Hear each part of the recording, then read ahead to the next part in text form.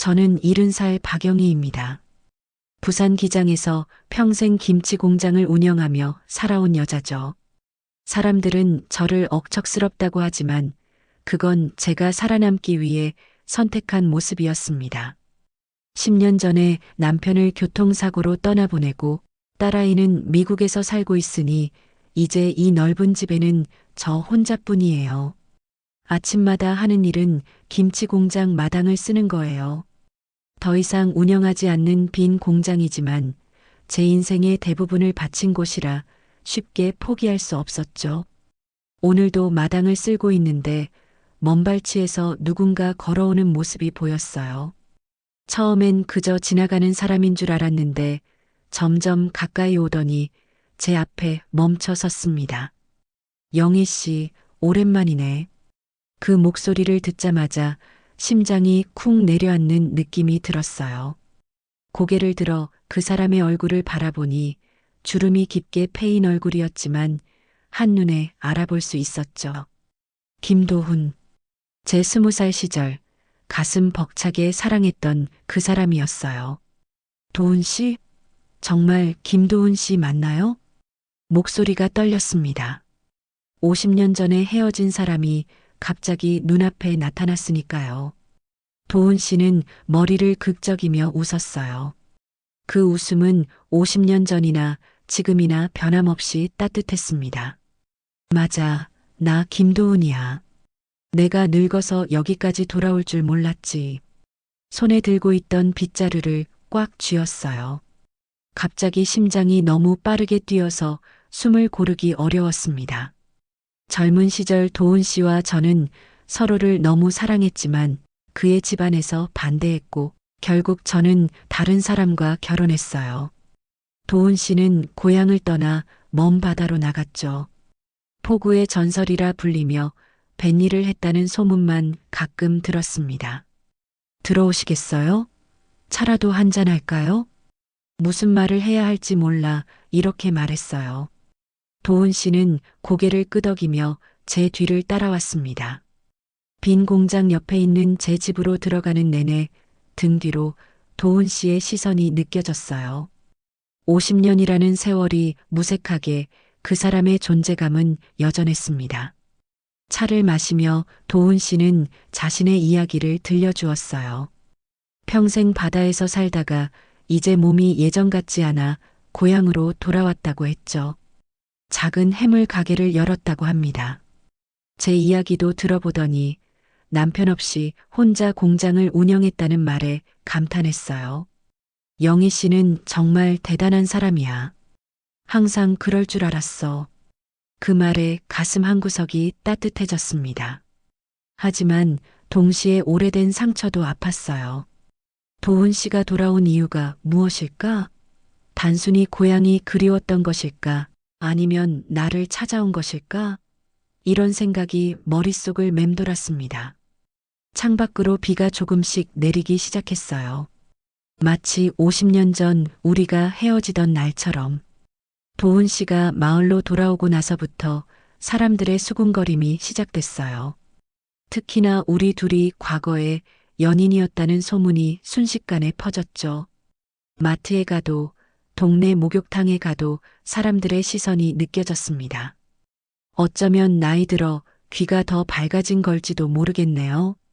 영희야, 옛날 남친이랑 다시 시작한다면서? 참 낭만적이네. 오랜 친구 순자가 둘러댄 말이었어요. 얼굴이 화끈거렸습니다. 70의 나이에 남친이라니 우스울 노릇이었죠. 하지만 그런 말을 들을 때마다 가슴 한구석이 설레는 것도 부정할 수 없었어요. 무슨 소리야? 그냥 옛날 아는 사이일 뿐이야. 입으로는 부정했지만 마음속으로는 도훈 씨를 생각하는 제 모습이 너무나 부끄러웠습니다. 이 나이에 무슨 연애냐 싶기도 했고 한편으로는 내가 이런 감정을 다시 느낄 수 있다는 게 신기했어요. 문제는 다른 소문들도 함께 돌아다니기 시작했다는 거예요. 도훈 씨가 젊은 시절에 바람둥이로 유명했다거나 여러 항구에 여자를 두고 다녔다는 이야기까지. 처음엔 그런 이야기를 무시했지만 자꾸 들으니 신경이 쓰이더라고요. 우리가 헤어진 후 도훈 씨의 삶이 어땠는지 저는 알 수 없었으니까요. 그러던 어느 날 딸 수진이가 급하게 미국에서 돌아왔어요. 제가 전화로 도훈 씨 이야기를 언급했더니 걱정이 되었나 봅니다. 수진이는 현관문을 열자마자 화가 난 얼굴로 말했어요. 엄마, 제발 정신 차려요. 70살에 무슨 연애예요? 그 사람 소문도 안 좋다면서요? 딸의 걱정하는 모습에 마음이 아팠습니다. 하지만 동시에 화도 났어요. 제 나이가 많다고 해서 새로운 감정을 느끼면 안 되는 건가요? 평생 딸을 위해 살았는데 이제는 제 삶도 조금 허락받을 수 없는 걸까요? 수진아, 엄마가 그렇게 판단력이 없어 보이니? 그냥 옛날 친구일 뿐이야. 하지만 수진이는 믿지 않았어요. 그날 밤 수진이는 도훈 씨에 대해 조사했다며 노트북을 펼쳐 보여줬습니다. 인터넷에서 찾은 오래된 기사들이었어요. 도훈 씨가 젊은 시절 여러 곳에서 문제를 일으켰다는 내용이었죠. 그걸 보는 순간 가슴이 무너지는 느낌이었어요. 엄마 봐요. 그 사람 과거가 이래요. 엄마 재산만 노리는 거 아니에요? 딸의 말에 반박할 수 없었습니다. 도훈 씨에 대해 알고 있던 것은 50년 전의 기억뿐이었으니까요. 그 후로 어떤 사람이 되었는지, 왜 다시 돌아왔는지 확신할 수 없었어요. 그날 밤은 잠을 이루지 못했습니다. 창문 밖으로 보이는 빈 공장을 바라보며 오랜 시간 생각에 잠겼어요. 다음 날 결심했어요. 도훈 씨를 직접 만나 과거에 대해 물어봐야겠다고. 진실을 알아야만 이 감정을 정리할 수 있을 것 같았거든요. 도훈 씨의 해물 가게로 향했습니다. 가게 앞에 도착했을 때 도훈 씨는 손님들에게 활짝 웃으며 음식을 대접하고 있었어요. 그 모습을 보니 젊은 시절 도훈 씨가 생각났습니다. 항상 사람들에게 친절했던 그 모습 그대로였어요. 도훈 씨와 진실에 대해 이야기하려던 그날 갑작스러운 태풍 소식이 들려왔어요. 기상청에서는 역대급 강풍과 폭우를 예고했습니다. 집으로 급히 돌아와 창문을 모두 닫고 대비했죠. 하지만 빈 공장이 걱정됐어요. 오래된 건물이라 지붕이 취약했거든요. 비가 심하게 내리기 시작하자 공장을 확인하러 나갔습니다. 바람이 거세게 불어 걷기도 힘들었어요.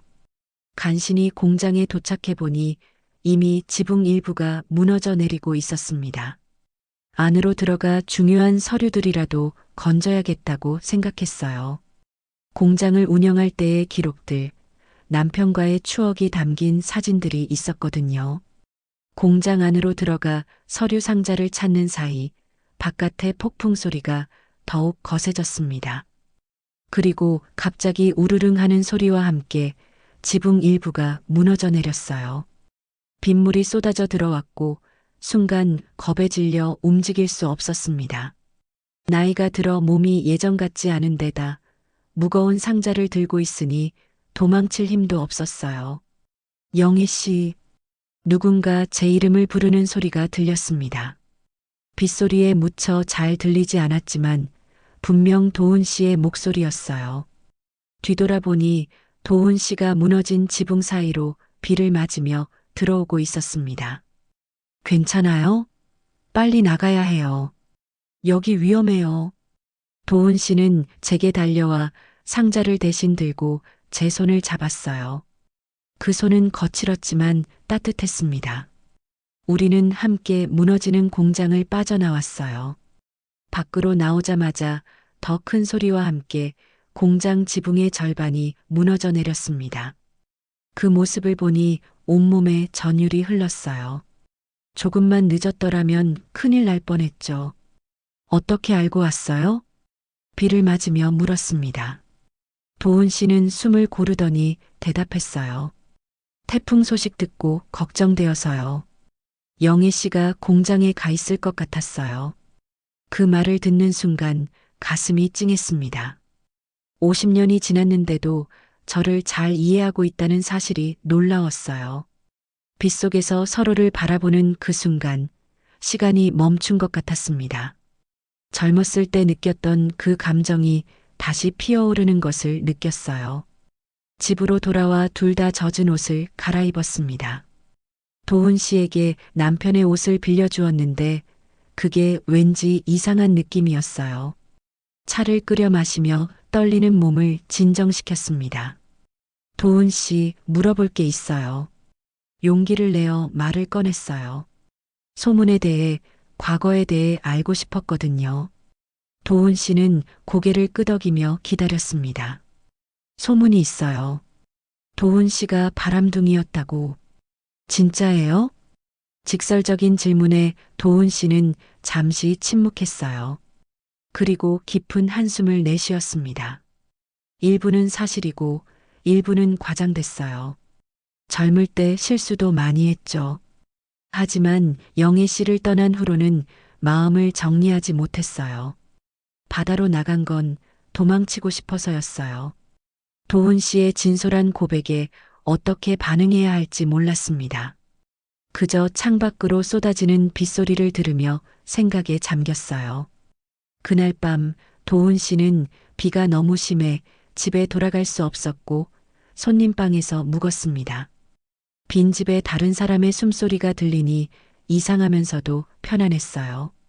태풍이 지나간 후 공장은 더욱 망가진 상태였습니다. 지붕의 절반이 무너져 내렸고 안에 있던 물건들은 거의 다 망가졌어요. 도훈 씨가 도와주겠다고 했지만 저는 고집을 부렸죠. 괜찮아요. 내가 알아서 할게요. 누구 도움 필요 없어요. 평생 혼자 해왔던 일인데 갑자기 누군가의 도움을 받는다는 게 어색했거든요. 무엇보다 도훈 씨에게 약한 모습을 보이고 싶지 않았어요. 자존심이 허락하지 않았던 거죠. 하지만 현실은 냉정했습니다. 이른의 나이에 무너진 공장을 혼자 정리하는 건 너무 버거웠어요. 첫날은 몇 시간 만에 지쳐 그만두어야 했어요. 둘째 날도 셋째 날도 마찬가지였습니다. 몸은 점점 더 아파왔고 마음은 더욱 지쳐갔죠. 그런 저를 지켜보던 마을 사람들이 하나둘씩 도와주기 시작했어요. 특히 오랜 친구 명자가 제게 따끔한 충고를 했습니다. 영희야, 넌 언제까지 혼자 모든 걸 짊어지려고 그래? 너도 이제 누군가에게 기대야 한다.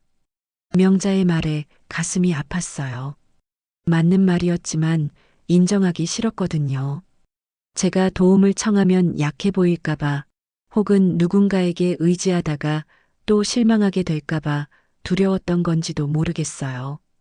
그날 저녁 집으로 돌아와 거울을 보니 지친 얼굴에 먼지가 잔뜩 묻어 있었습니다. 문득 남편이 살아있을 때가 그리워졌어요. 힘든 일이 있을 때 기댈 수 있는 어깨가 있다는 건 정말 큰 위안이었는데 그걸 잃은 지 벌써 열해가 지났네요. 다음 날 아침 결심했어요. 도훈 씨에게 도움을 청하기로. 자존심보다 중요한 건 현실적인 문제를 해결하는 거라고 생각했거든요. 도훈 씨의 해물 가게로 향했습니다. 가게 문을 열고 들어가자 도훈 씨는 놀란 얼굴로 저를 맞이했어요. 영애 씨, 어서 와요. 무슨 일이에요? 망설이다가 입을 열었습니다. 도움이 필요해요. 공장 정리하는데. 말을 끝내기도 전에 도훈 씨는 앞치마를 벗으며 고개를 끄덕였어요. 그날부터 우리는 함께 공장을 정리하기 시작했습니다. 도훈 씨는 묵묵히 일했고 무거운 것들은 항상 자기가 들었어요. 가끔 쉬는 시간에는 젊은 시절 이야기를 나누기도 했죠. 기억나요? 우리가 처음 만났을 때 영희 씨는 빨간 치마를 입고 있었어요. 도훈 씨의 말에 웃음이 나왔어요. 그 기억이 아직도 생생하다는 게 신기했습니다. 저도 도훈 씨가 처음 바다에서 돌아왔을 때 입었던 파란 셔츠를 기억하고 있었거든요. 사람의 기억이란 참 이상한 거죠. 50년이 지난 일도 어제처럼 생생하게 남아있으니까요. 일을 하면서 점점 도훈 씨의 진짜 모습을 보게 됐어요. 소문과는 달리 책임감 있고 성실한 사람이었습니다. 날이 갈수록 제 마음속 벽이 조금씩 허물어지는 걸 느꼈어요. 하지만 여전히 두려움이 있었습니다. 이 나이에 새로운 관계를 시작한다는 건 큰 용기가 필요한 일이니까요. 그러던 어느 날 공장 정리가 거의 끝나갈 무렵이었어요. 도훈 씨가 문득 말했습니다. 영희 씨, 이 공장 부지로 뭘 할 계획이에요? 그 질문에 생각해 본 적이 없었다고 대답했어요. 남편과 함께 시작한 공장이라 없애기는 아쉬웠지만 다시 운영할 생각은 없었거든요. 도훈 씨는 잠시 생각하더니 조심스럽게 제안했어요. 제가 한 가지 아이디어가 있는데 들어보실래요? 도훈 씨의 제안은 예상보다 흥미로웠어요. 공장 부지를 활용해 할매 김치 식당을 여는 거였죠. 제가 만든 김치로 음식을 팔고 도훈 씨는 신선한 해물을 공급한다는 아이디어였어요. 처음에는 갑작스러워서 대답을 못했는데 생각해보니 나쁘지 않았습니다. 하지만 한 가지 걱정이 있었어요. 딸아이가 반대할 것 같아요. 도훈 씨는 이해한다는 듯이 고개를 끄덕였습니다. 그날 이후로 며칠을 고민했어요. 평생 일해온 저로서는 다시 무언가를 시작한다는 게 설렜지만 수진이의 반응이 걱정됐거든요. 결국 용기를 내어 수진이에게 전화를 걸었습니다. 미국과 시차가 있어 밤늦게 통화했어요. 수진아, 엄마가 생각이 있는데 한번 들어볼래? 식당 아이디어를 설명했어요. 도훈 씨의 이름은 일부러 언급하지 않았죠. 하지만 수진이는 금방 눈치챘어요. 엄마, 그 아저씨랑 같이 하려고 그러는 거죠? 제발 속지 마세요. 그 나이에 사업이라니 말도 안 돼요. 수진이의 반응은 예상대로였습니다. 그래도 포기하지 않고 계속 설득했어요. 하지만 수진이는 더 화를 내며 전화를 끊었죠. 그날 밤 처음으로 딸에게 화가 났어요. 저를 그렇게 믿지 못하는 모습이 서운했거든요. 다음 날 수진이가 다시 전화를 걸어왔습니다. 이번 주말에 한국에 온다고 하더라고요. 제대로 이야기를 나누자는 거였죠. 그 말에 긴장됐지만 한편으로는 다행이라고 생각했어요. 직접 만나서 이야기하는 게 좋을 테니까요. 주말이 되어 수진이가 도착했어요. 처음엔 서로 어색했지만 딸이 좋아하는 음식을 준비해 함께 식사했습니다. 식사 후 진지한 대화를 나눴어요. 엄마, 솔직히 걱정돼요. 엄마가 평생 모은 돈을 누군가에게 빼앗길까 봐요. 수진이의 진심 어린 걱정이 느껴졌어요. 딸을 바라보니 문득 저의 모습이 보였습니다. 제가 늘 딸을 걱정하고 보호하려 했던 것처럼 이제는 딸이 저를 걱정하고 있었던 거죠. 수진아, 엄마는 평생 남 속이는 법 없이 살아왔어. 그만큼 사람 보는 눈도 있고 도훈 씨는 달라. 엄마를 진심으로 대하는 게 느껴져. 수진이의 눈에 눈물이 고였어요. 그리고 제 손을 꼭 잡았습니다. 엄마가 행복해야 나도 행복해요. 정말 그 사람이 엄마를 행복하게 해줄 수 있다면 한번 믿어볼게요. 딸의 말에 눈물이 왈칵 쏟아졌어요. 그동안 참아왔던 감정이 한꺼번에 터진 것 같았습니다. 수진이는 저를 꼭 안아주었고 저는 딸의 품에서 오랜만에 마음 편히 울 수 있었어요. 다음 날 수진이는 도훈 씨를 직접 만나보고 싶다고 했습니다. 긴장되었지만 도훈 씨에게 연락해 함께 식사하기로 했어요. 도훈 씨는 정갈하게 차려입고 나타났습니다. 수진이는 처음부터 날카로운 질문들을 했어요. 과거 이야기부터 현재 상황까지 세세하게 물었죠. 도훈 씨는 모든 질문에 솔직하게 대답했습니다. 식사가 끝나고 수진이는 잠시 저와 단둘이 이야기하자고 했어요. 도훈 씨는 이해한다며 먼저 자리를 비웠죠. 엄마, 괜찮은 것 같아요. 하지만 모든 법적인 문제는 내가 챙길게요. 계약서도 제대로 써야 해요. 수진이의 말에 웃음이 나왔어요. 제 딸이 이렇게 철든 모습을 보니 뿌듯했습니다. 그날 저녁 수진이는 미국으로 돌아갔고 저는 오랜만에 마음이 가벼워졌어요. 딸의 이해와 응원을 받았다는 것이 큰 힘이 되었거든요. 다음 날 도훈 씨에게 전화를 걸었습니다. 식당 이야기 진지하게 생각해 보고 싶어요. 전화기 너머로 도훈 씨의 기쁜 목소리가 들렸어요. 이제 새로운 시작을 할 준비가 된 것 같았습니다. 평생 살아온 방식과는 다른 누군가와 함께하는 삶을 시작하는 거죠. 두렵지만 설레는 마음이 더 컸어요. 공장 부지에 할매 김치 식당을 열기로 결정하고 나서 일은 빠르게 진행됐어요. 수진이가 도와준 덕분에 모든 법적 절차도 순조롭게 해결됐죠. 도훈 씨는 인테리어를 맡았고 저는 메뉴 개발에 전념했습니다. 기장의 신선한 해물과 제가 담근 김치를 활용한 요리들을 구상했어요. 김치 해물찜이 좋을 것 같아요. 도훈 씨가 가져오는 신선한 해물에 제 김치를 넣으면 환상의 조합이 될 거예요. 도훈 씨는 활짝 웃으며 제 아이디어에 호응했어요. 함께 일하는 시간이 즐거웠습니다. 공사가 한창일 때는 마을 사람들의 시선이 느껴졌어요. 처음에는 수군거리는 소리가 들렸지만 점점 응원하는 목소리로 바뀌어 갔죠. 영희 씨, 이 동네에 멋진 식당이 생기겠네. 기대되네. 주변의 격려에 더욱 열심히 준비했어요. 개업 날짜를 정하고 홍보물도 제작했습니다. 도훈 씨는 자신의 해물가게 단골들에게도 소식을 전했고 수진이는 미국에서 SNS 계정을 만들어 온라인 홍보를 도와줬어요. 모든 것이 순조롭게 진행되는 듯 했습니다. 하지만 예상치 못한 문제가 터졌어요. 공장 부지 일부가 마을 공용도로와 겹쳐 있다는 민원이 들어온 거예요. 마을 이장이 찾아와 말했죠. 영희 씨, 이 도로 문제를 해결해야 해요. 일부 주민들이 불편해하고 있어요.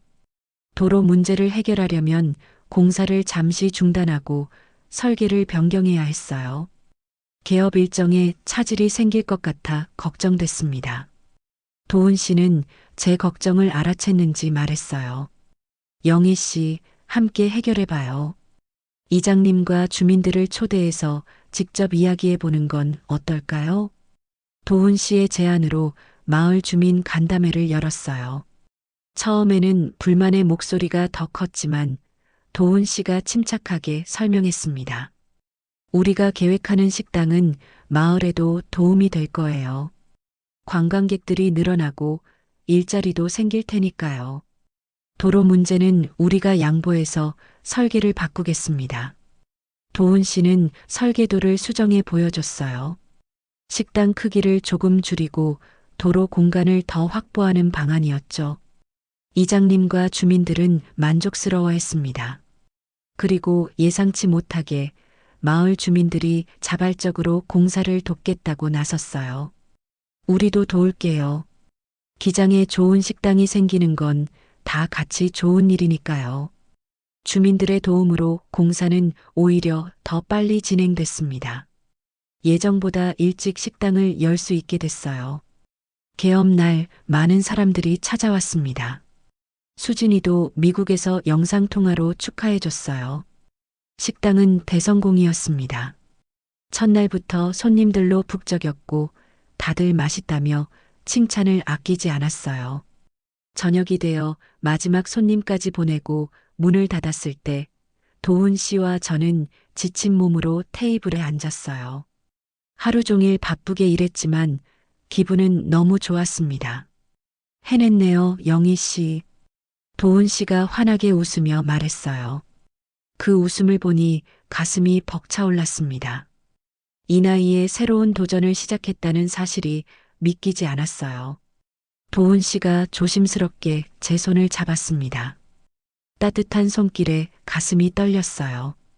영희 씨, 당신 덕분에 내 인생이 다시 빛나기 시작했어요. 도훈 씨의 말에 뺨이 뜨거워졌습니다. 70살의 나이에 소녀처럼 설레다니 참 우스운 일이었지만 행복했어요. 식당은 날이 갈수록 번창했어요. 첫 달부터 손익분기점을 넘겼고 입소문을 타고 서울에서도 손님들이 찾아왔습니다. 바다가 보이는 위치와 정갈한 음식이 인기 요인이었죠. 도훈 씨와 저는 매일 아침 일찍 재료를 준비하고 밤늦게까지 함께 일했어요. 힘들었지만 즐거웠습니다. 일하는 시간 외에도 자연스럽게 함께하는 시간이 늘어갔어요. 퇴근 후 바닷가를 거닐기도 하고 아침에 일찍 만나 커피를 마시며 하루를 계획하기도 했죠. 어느새 도훈 씨는 제 일상에 없어서는 안 될 존재가 되어 있었습니다. 어느 날 도훈 씨가 제게 비밀스러운 제안을 했어요. 내일 아침 일찍 만날 수 있을까요? 보여드릴 게 있어요. 궁금했지만 더 묻지 않았어요. 다음 날 새벽 도훈 씨는 저를 기장폭으로 데려갔습니다. 그곳에는 작고 낡았지만 깨끗하게 정비된 어선이 있었어요. 이 배는 제가 젊었을 때 처음 샀던 거예요. 오랫동안 보관해뒀는데 최근에 수리했어요. 도훈 씨의 설명에 놀랐습니다. 그가 과거의 일부를 이렇게 소중히 간직하고 있었다니 감동이었어요. 도훈 씨는 저를 배에 태웠습니다. 아침 햇살이 비치는 바다 위로 배가 나아갔어요. 바다 냄새와 시원한 바람이 기분 좋았습니다. 배가 한참을 달려 조용한 해안가에 도착했어요. 도훈 씨는 작은 상자를 꺼냈습니다. 그 안에는 나무로 직접 깎아 만든 반지가 있었어요. 소박하지만 정성이 느껴지는 반지였습니다. 영희 씨, 이건 제가 오랫동안 바다에 있을 때 만든 거예요. 당신을 생각하며 깎았죠. 도훈 씨의 고백에 가슴이 떨렸어요. 그가 계속해서 말을 이어갔습니다. 우리가 헤어진 후에도 당신을 잊지 못했어요. 항상 마음 한구석에 당신이 있었죠. 잠시 침묵이 흘렀고 도훈 씨는 제 손을 꼭 잡았어요. 내 인생 끝까지 나랑 같이 가줄래? 바다 위에서의 청혼이었어요. 갑작스러워서 말을 잇지 못했습니다. 마음은 기쁨으로 가득 찼지만 현실적인 생각도 들었어요. 우리 나이에 결혼이라니 복잡한 절차도 필요하고 꼭 정식 결혼식이 아니어도 돼요. 우리만의 약속으로 충분해요. 남은 인생을 함께하자는 약속만 해주세요. 도훈 씨의 말에 마음이 편안해졌어요. 그래요. 우리에게는 화려한 결혼식보다 서로에 대한 진심이 중요하니까요. 같이 가요, 도훈 씨. 늦게 만났지만 남은 시간은 함께하고 싶어요. 도훈 씨는 나무 반지를 제 손가락에 끼워 주었고 저는 도훈 씨의 손가락에도 그 반지를 끼워줬어요. 바다 위에서의 약속, 그것으로 충분했습니다. 돌아오는 배 위에서 도훈 씨는 제 손을 꼭 잡았어요. 이제 우리는 서로에게 가장 소중한 사람이 되었습니다. 포구에 도착해 걸어 나오는데 마을 사람들이 모여 있었어요. 도훈 씨가 미리 준비한 것이었죠. 마을 사람들은 축하 인사를 건넸고 작은 축하 자리가 마련되어 있었습니다. 친구들의 축복 속에서 새로운 시작을 맞이했어요. 70살이 넘어 맞이하는 인생 2막, 그것도 첫사랑과 함께하는 삶이라니 꿈만 같았습니다. 도훈 씨와 함께한 1년이 지났어요. 할매 김치 식당은 이제 지역 명소가 되었고 TV에도 몇 번 소개되었죠. 손님들이 너무 많아져서 직원도 몇 명 고용했어요. 주로 마을의 어르신들을 채용했는데 그분들도 새로운 일자리가 생겨 활기를 찾았습니다. 중요한 결정 중 하나는 매주 주말 점심시간에 동네 어르신들께 무료 식사를 제공하는 거였어요. 도훈 씨의 제안이었죠. 처음엔 걱정도 됐지만 인내 보람을 느꼈습니다. 홀로 사는 어르신들이 모여 이야기를 나누고 함께 식사하는 모습을 보니 가슴이 따뜻해졌어요. 영희 씨, 우리가 할 수 있는 일을 하는 거예요. 우리도 언젠가는 더 나이 들 테니까요. 도훈 씨의 말처럼 우리는 서로에게 의지하며 조금씩 나이 들어가고 있었어요. 아침에 일어날 때 관절이 아프고 가끔은 기억력도 예전 같지 않았죠. 하지만 함께하는 시간이 있어 행복했습니다. 식당 일 외에도 젊은 창업자들을 돕는 프로그램도 시작했어요.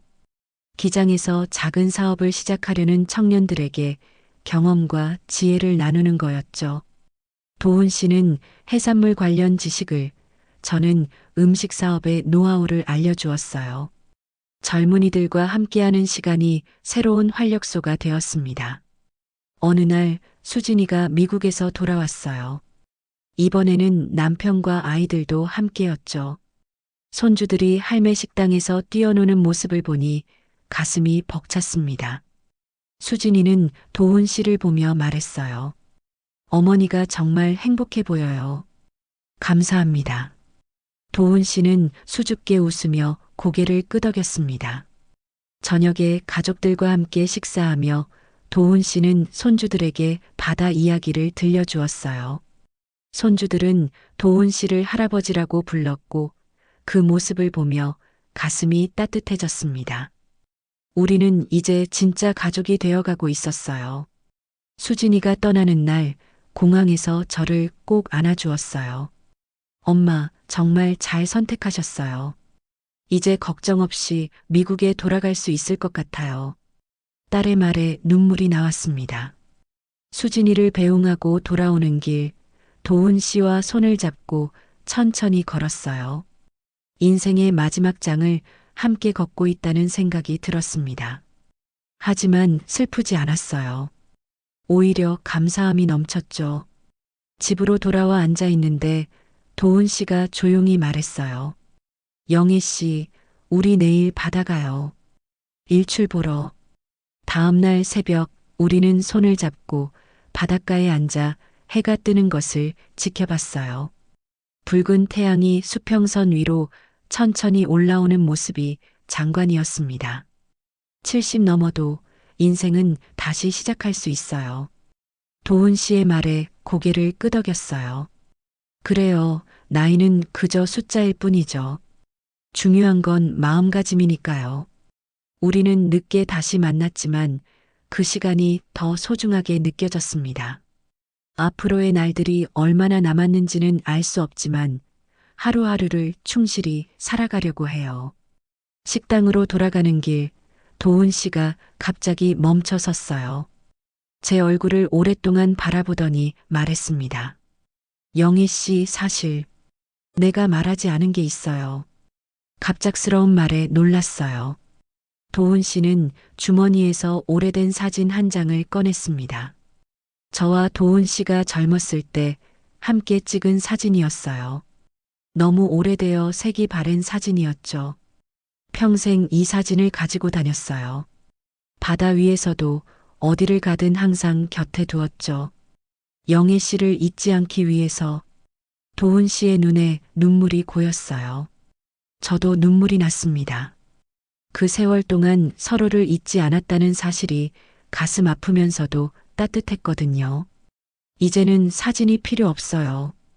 당신이 내 곁에 있으니까. 도훈 씨의 말에 가슴이 벅차올랐어요. 우리는 손을 꼭 잡고 식당으로 향했습니다. 오늘도 많은 손님들이 기다리고 있겠죠. 그리고 우리는 함께 그들을 맞이할 거예요. 70대의 사랑, 어쩌면 가장 순수하고 진실한 사랑일지도 모릅니다. 시간이 흘러도 변하지 않는 진짜 사랑의 의미를 이제야 알게 된 것 같아요. 다음 이야기에서 또 다른 감동으로 찾아뵙겠습니다. 오늘도 함께 해주셔서 감사합니다.